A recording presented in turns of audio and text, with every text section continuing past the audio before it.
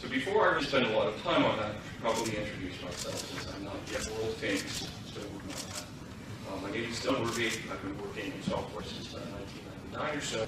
Started as a sysadmin and then spent a lot of time doing systems admin, programming, blah, blah, blah. The important part is that about 5 years ago, I stepped into a management role as CTO for a company in Japan. And after that, the investors liked me so much that they started bringing me to other companies. And so for the past 5 years, I've done a lot of consulting with companies where I will step in as sort of a back pocket CTO, working as an engineer, but helping the management teams with things like process and also leadership. And leadership is a problem because leadership is something we don't really understand very well. Leadership is something that's very easy, something you can pick up like learning or IDE, and that's not true because leadership is hard. Sure, I mean, software is about people, and that's something I think we all agree on. But with writing software, with understanding people, you need to understand, for example, some motivation, some context of who they are and what they're doing. But when you're a leader, you need to not only understand that about people, but about people that you know closely. You need to be able to deal with them effectively. You need to be able to understand not just motivation, but also things like how do I recognize stress within my team? How do I see that? What about conflict? What happens when two people in my team decide that they hate each other? Because one of them is really, really a big fan of the hash rocket, and the other one really, really likes to get killed, like the Bree style of dealing with lenses. What do you do in those situations? And I think because of those difficulties, and because we also have a lot of misconceptions about leadership, that leaders at the top, there's a pyramid here, right? And leaders up here, we all serve the leader, that's a misconception. And I think that it's because of misconceptions like these, and because leadership is hard, that we struggle with it. And we struggle with it especially because excellence in leadership is completely invisible to us. We know what a good leader looks like, right? I mean, you can say a great leader is someone who takes care of their team, they're honest, they are trustworthy. These are attributes of a great leader. But it doesn't tell you how to get there. It just tells you what they are. What's even worse is that we can see plenty of examples of awful leadership. In the case of that boss that stands you up in front of everyone and screams at you for screwing up. Or another boss who comes up behind you and looks at your computer screen and is really unhappy about the font that you've chosen for terminal because it's wrong. Okay? These are examples of bad leadership, and we see them everywhere. And because that's so basic, I think it soaks into our brains via osmosis, and so when we are thrust in a leadership role for the first time, it's very easy to kind of pick those things up as habits without even realizing it. So we're going to do a little bit of a thought experiment here. I need some imagination from all of y'all. I'm not sure how that works. English really needs a plural for you. But we're going to do some imagining here, where we're going to imagine that on Monday morning, you go into your team, you step into your team, and you are now the boss. You are now the person that runs your team. You are the leader. This is going to be fun. Now that you're the leader of your team and everybody is looking at you for guidance and inspiration, what do you do? We're going to go over 8 rules that I have found from my work as doing interim management work that have helped me build cultures of excellence within the teams that I've worked with. So the most important thing to do first, with apologies to Douglas Adams, by the way, is don't panic. Panic is almost an instinctive response when you step into a leadership role for the first time. There's a lot of pressure, and panic is something that we will instinctively do. And the reason why you need to keep in mind the idea of don't panic, and this really goes for any situation you have pressure, is because panic will solve nothing. Not only will panic solve nothing, panic will create a huge cornucopia of problems that you never would have had before because you panicked. And it's very easy to let panic drive these really nasty emotional responses within us, where when we are suddenly the leader, we start protecting our own interests. We start stealing ideas from other people and presenting them as our own because we're afraid about our reputation. We start blaming other people for things because we are afraid. And when you have that pressure on you, it's very easy to fall into those patterns because you are panicking. And you need to not panic because as a leader, you have one primary job, and that job is to serve tribe. Now, I chose tribe. I chose tribe because tribe, it has a bit of a different meaning in team, right? Like you get a different sense of word from tribe. And if you look at tribal structures in more traditional societies or more primitive societies, then you see leadership really in action, because what those tribes face, especially if we look at, for example, historical humans, is that they are a life or death situation. What if the chief leads the tribe poorly, the tribe will die. And so everything is on the line. And when you look at the way that those tribes structure themselves, you see something very interesting about leadership. And that is that those leaders almost universally try and work towards the good of the tribe. Not their personal good solely. They're part of the tribe, so they benefit from that certainly. But they work to serve the tribe.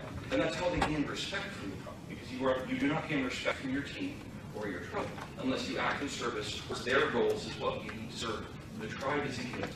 You need to serve your team. And you lose respect by only serving yourself, by acting purely in a self-serving manner, by being the person that steals other ideas. And I'm talking a lot about respect because respect is incredibly crucial if you're a leader, because it's the currency of leadership. Respect is this trust that your team places in you, that you are going to do the right thing for them, that you are going to stand up and that you are going to act in their interests even when the pressure is on you because you do not have it. And we naturally follow leaders like this. We naturally follow leaders that stand and are willing to absorb the heat for us. It's something that we do instinctively. And it's also very important, I think, to remember that respect coming in service of the tribe is based upon you standing up and absorbing pressure and absorbing, frankly, a lot of badness, and it is not based on bribery. So you can't bribe your way into respect. Respect does not come from providing foosball tables or nice coffee machines or a unlimited vacation or even just being really nice to people all the time. You don't get respected for that. You're respected for doing hard things in service of your tribe. The other nice thing about respect, and this is something that I think is deserving of perhaps a bit more mention, is that it's not limited. The more you share that respect, the more it grows. A culture of mutual respect is an amazing thing to work with in team. And so you should make a point. When you're a leader, it's very important to share that credit with your team. When somebody does something really good, you should publicly stand up and say, Alice here did an amazing job with that thing we were dealing with last week. She really stood up. A couple of you have come to me and said, she really pulled us out of this. And it's important to publicly share that credit. And not to just absorb it into yourself. Because when you do that, Alice respects you for actually standing up and recognizing her. It needs to be heartfelt, by the way. You don't stand up and do this as a fake thing. People do recognize that. But you also gain respect from the rest of the team because they see that you are acting in the interests of somebody other than yourself. It's also very important that if, let's say, it's a different situation where Alice has made a huge mistake and cost the team maybe one or two higher sprints, that you do not criticize her in public. Public shaming, public criticizing, calling people out in public is a wonderful way to lose the respect of your team. Because I think that if anybody has witnessed this, if you've worked within a team where that has happened, you probably think, wow, that's a jerk. Why would I want to work with this person? Why would I put any extra effort in? Because if I slip up, I'm going to be sitting in the hot seat. It's a very, very dangerous thing to do. And it's not even fair. Because when you look at blame, right, when you look at standing somebody up and putting heat on them, they're probably not even solely responsible. Mistakes usually take an entire team. Unless they're my mistakes. I'm really good at screwing up individually very thoroughly. But they usually take an entire team. It's not just one person's fault. And so public blame is unfair. And that's another thing as leaders, we need to be fair. So, Pirates of the Caribbean, I'm seeing some odds here. It's not a totally unknown movie. It's good. So in Pirates of the Caribbean, you have the British Navy is chasing after Jack Sparrow and everything else. And during that time, the British Navy, during the Age of Sail, was acknowledged as being probably the best Navy the world had ever seen. And one of the reasons for that is they have the best crews, they have the best teams working within their Navy. And so the British Admiralty, this is something that's not really very well known, spent a huge amount of time devoted to making sure that things were fair. The list of rules that you need to follow to buy food on a ship in the Age of Sail in the British Navy is huge. And it involves things like double blind passing of rations to make sure that nobody gets favored over anybody else, because fairness is so incredibly important with a tight team that is doing hard things. And fairness matters because fairness as a leader, when you're a fair leader, it shows that we are acting in service of the tribe. That is a demonstration that we act in service of our tribes. My rule for fairness is that there are no special snowflakes within my team, and that includes me. So, for example, one of my favorite conflict resolution techniques is that, let's say that I've got two developers, we have Alice and we have Bob, and they're just at each other's throats over whether or not it should be 2 spaces or 4 spaces of indentation. And I mean, they're just, it's not going to get resolved. The team's divided, nobody's really on one side or the other. And rather than standing up and saying, well, you know, I choose Bob, rather than doing that, I will hold proceedings so that the little discussion doesn't turn into a big argument. And I will pull out a dice. I have 20-sided roll playing dice to make sure this. And we roll that dice, and if it is 10 or under, it goes to Alice. And if it's over, it goes to Bob. There's a 50-50 chance that we land up on either side of that debate. This is great for a couple of reasons. The first of which is that it stops us from ending up in decision paralysis, because any decision is better than no decision. We don't spend all of our time arguing over something that is really pointless. It's also incredibly fair. I'm not choosing the victim. I'm actually not really choosing anything at all. I am just breaking the tie. And I'm doing so in a way where I'm demonstrating fairness to my team. And the final thing is that by trying one of those approaches, maybe throwing 1 or 2 iterations on them, and seeing what happens, and then checking at the end to say, like, did we get what we want out of that? That means the team's doing small-scale experiments from which they can learn, and that learning is valuable. Because iteration is something that you really, really need to leverage as a leader. You're going to iterate a lot. Your management style is going to change. Your personal style is going to change. And you really need to learn to look as a leader that every failure that you make is just an opportunity to learn and grow. And you need to take those opportunities because they're so incredibly precious. It's the basis of science. This is how science works, right? Is that you try an experiment, the experiment blows up, you build a new lab, and you try something different. Maybe this time, hopefully, it won't explode. That is why it's so essential to consider iteration as a fundamental concept of how you find solutions within your team. I've written an article on this, by the way. There's an article on how to do retrospectives, which is a place in your team where iteration really happens. That's the learn part of the build, measure, learn loop. And you can find that article on my personal site. The URL will be at the end of the talk. So, this doesn't mean, however, that you just spend all your time running around chasing and iterating things. You have no plan. That's not the case. Because a good leader is prepared. And yes, I'm also a former Boy Scout. You can kind of tell because that's the Boy Scout. We don't need those stuff. So, iteration is nice, but you need to spend time preparing for things that can happen within your team. One of my favorite little techniques, I will sit down when I have a new team, and I will imagine all the various scenarios, things that could happen. Fights within the team. Somebody decides suddenly they want to leave. Somebody gets sick for a month and they need to head out.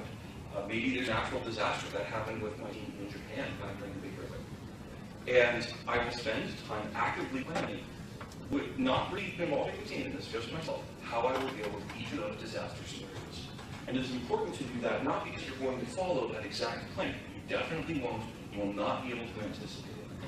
But because through the active planning, you prepare yourself and you prepare your mind so that when you do get hit by something, you don't panic and you can act rationally and coolly. It's also important to keep in mind that you have HR, you have the rest of your management team, and for certain aspects of planning, you should be involving them as well. Every time I join a company, I get to know the people that run the office, I get to know the people that run HR, because I know that if I'm going to have HR problems or if I need to deal with a build-out, that I'm going to rely on these people. They are going to have my back. And so you want to get to know them early on. So it's also not just about reacting. It's kind of important to mention that. Because if you're spending all of your time reacting to that event, you want to be proactive in your planning too.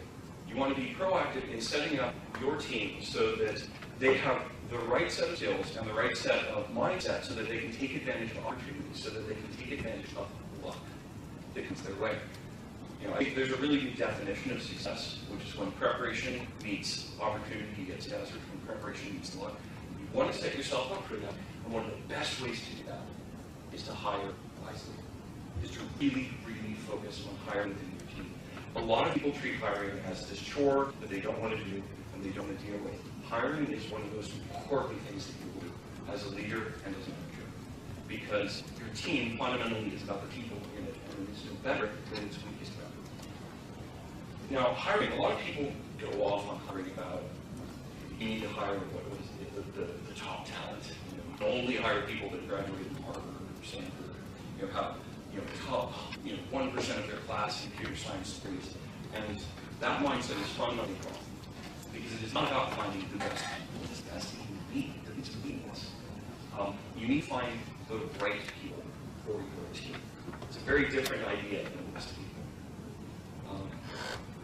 And the way that I do this is I ask a couple of questions as part of my hiring process. And that is that, can those people do the job? Do they have the skill to join the team and be productive? And can they do that job here with the existing team? Can they join in with the existing team and collectively work with the people that we already have? Because a lone genius who cannot work with a team is not going to help them. And somebody who's incredibly friendly but that is completely incompetent when it comes to programming and has no interest in learning is not going to help. You need skill and you need sociability, and those both matter equally. Now, unfortunately, it's going to be difficult to fit the entire scope of how to run the hiring process into 20 minutes. But my next article is on that specific subject. So I will be writing an article on how to run interviews and on most effective interviewing processes that I've stolen from other companies. What is theft is the most sincere form of flattery, or something like that. So I can't run the whole thing for you right now. What we can do is say that the best way to evaluate people is to work in context, getting examples of how they work and how they work within the context of your team. I said that hiring the right people is the most important thing you can do. One of the most important things you can do. That's true. Excuse me. But it's not just about hiring them.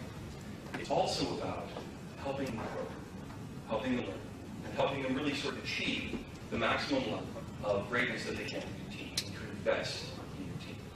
And you need to invest in your team because they're never going to come to the door with the skills that you want to have. It's just not realistic that the number of things that you're specific to your stack and your company and your business are not going to find a person that has mastered all of them that can just come to the door. And so you have to help grow those skills within your team. And it's funny, like everybody's trying to hire for them. Everybody's trying to find the magical unicorn. Not a lot of companies are really investing in growing. And so that's something you need to do as something that's invested in your team. And part of that is funding education. That's not the intention. It's like books and paying for classes, paying for coaching, paying for people to come in that are experienced, to work with members of your team and help skill them up in specific areas. It's going to cost money, it's going to hurt your budget, and it's going to be huge dividends down the road with your team. But more importantly than that, the biggest investment, more than books and more than coaching, is that you need to create an environment where people screw up, where mistakes are not punished. Of course, if you make the same mistake over and over and over again, that's a different story. But if somebody makes a mistake once, and the response to that is to jump on to beat them down, even if not publicly, then they spend all of their time living in fear of making mistakes and very little time learning from them. And that's what we desperately need, because mistakes are really the fundamental part of learning. Just like I mentioned earlier, science doesn't come from teams doing it right all the time. Scientific breakthroughs come from somebody screwing up and then having it magically work. Something actually comes up that's amazing. And so you need to encourage a culture of mistakes and learning within your team. There's an anecdote from Thomas Watson that I found at the reading on this one, where there's a sales guy that was working for Thomas and that was working on a $5 million contract. Big contract. I mean, this is a money maker, right? And at the last minute, he screwed up. Just completely killed the contract, went to it because the sales guy made a catastrophic mistake. So Thomas called him into his office. You could see the man was coming in very, very nervous, terrified, kind of with slumped shoulders. I mean, really unhappy to see the head of this big corporation. I mean, he knew his job was dead, and Thomas was just calling him in to chew him out about what his screw was. And Thomas sat him down. He's like, okay, well, let's talk about the next contract we work on. We've got this account over here. And the sales guy perked up and stopped him and said, wait. I've lost $5 million. I screwed up with the vacation, I insulted the client, and all of these mistakes, and you're not going to fire me? Watson kind of just smirked and said, well, why did I fire you? I just spent $5 million training. And that's what you need to look at this as. That is training money right there. Now, there's an interesting psychological principle where when we do a list of things, like this is a list of 7 up to now, soon 8 things. If it's longer than about 5 or 6 items, we really only notice the head and the tail of the list. We see the first 2 or 3 items, and we see the last item. And so if you build a list of things, you put the important items either first, second, or last. And so I save what is possibly one of the most important things for last. It's not even a great transition. I'm just going to go right into it, and that's it. As a leader, you need this. This is a hard skill. It's a very hard skill. I once sat down with a CEO, who shall remain nameless, who's having a lot of problems with his company. And after visiting the office for about 15 minutes, I invited him and sort of the mover and shaker in the office. I invited her out to coffee, and so we went out with 3 people. And after we sat down, I asked her, I was like, hey, so, you've got a lot of really good insight into what's going on in this company. Could you share some of what you see as the problems are? And we'll see if we can tackle this. And so she started earnestly spitting out problems because she was ready to quit. She was ready to care more. And within less than a minute, the CEO had shut her down and was defending himself about why all of his decisions were correct. That is not listening. And there will be this urge whenever you receive that kind of criticism to stand up and defend yourself about how your decisions are correct. And in a one-on-one conversation, that doesn't give you anything. You don't learn anything. Even if you don't agree, that's completely fine. You can learn by listening. You need to understand your team. And the best way to do that is to let them tell you what's going on, even if you're not happy to hear it. So the tool that I use for this is the one-on-one, where we'll sit down one-to-one, and we'll have a conversation, and I'll ask open-ended questions about what's going on. Things like, how are things going? How does that project coming along? What do you think of the new coffee maker? And the most important of those questions is, with me as a manager, what could I be doing better? What about me as a boss is absolutely excellent to you as a member of the team? And the answers that I get back from that help me to become a massively better leader. So those open-ended questions, by the way, are the important part. Because if you ask a question like, is the new coffee maker good? The answer is yes or no. When you ask what you think about it, you're inviting conversation. So a quick recap, since I have 1 minute left. As a leader, you need to not panic. You need to remember, serve the tribe. I think I can relate to quarter 8. Serve the tribe. You need to be fair with your team. It's important to remember that you need to iterate, because iteration is the basis of scientific learning. Be prepared for any eventuality. Make sure that you bring the right people into your team, hire wisely, and then invest in them so that they can grow. And then last but not least, when they tell you something, use that as an opportunity to listen and learn. So that kind of wraps it up. Thank you for listening. Unfortunately, there's no time for questions, but you can find articles, because I write occasional articles on management on my site.